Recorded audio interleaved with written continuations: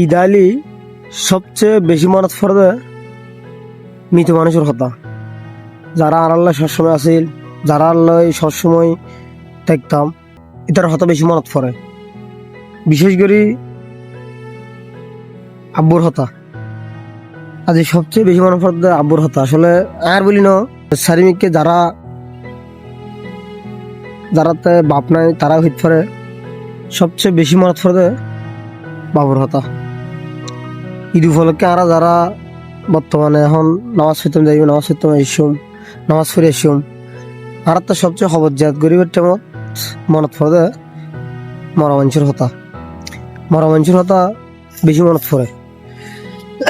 শুধু এটা আই বলি না, যারা বাপারি যারা মারাই ইতারা হইতে পারে এই ঈদ আইলেই ব্যাকগ্রহ হতে বেশি মনত পড়ে। আল্লাহ ব্যাকগ্রহে জান্নাত নসিব করুক।